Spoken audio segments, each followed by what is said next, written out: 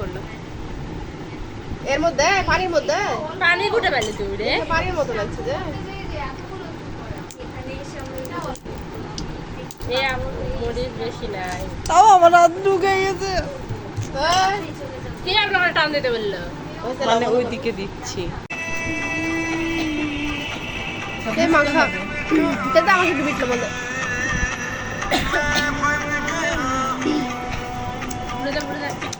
আরে বাপরে ঝাল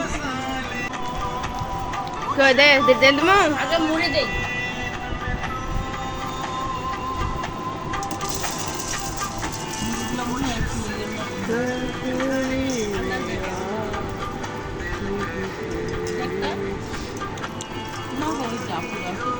মা খা থাক থাক থাক দিমো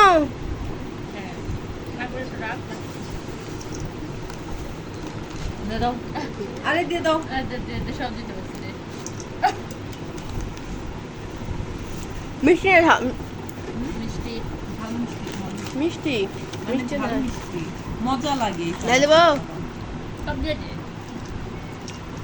দে তুই দে মরিস নেই মাখা মাখা মাখা আমার এত আফসোস লাগছে আমার তারপরে বলছি যে আমাদের ঘানি থেকে সর্ষের করার বাড়িতে হ্যাঁ তো করে নিয়ে আসে তো তেল রাখছি সুন্দর করে মানে হাঁড়িতে দিয়ে থানে তেলটা যখন পরিষ্কার হয় বোতলে বোতলে করে করে রাখছে আমি বলছি মা হচ্ছে 1 বোতল দিয়ে তো আমার সরিষার তেল একটু আছে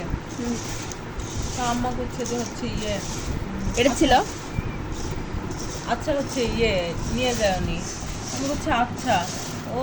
মা সকালে উঠে চলে আসছি মনে নাই আর এইদিকে গাড়ি আলাদা বলে রাখছে আব্বু প্রত্যেকদিন আসে নিয়ে আসে তেল ওই ঠিক time আছে এ না ছোট না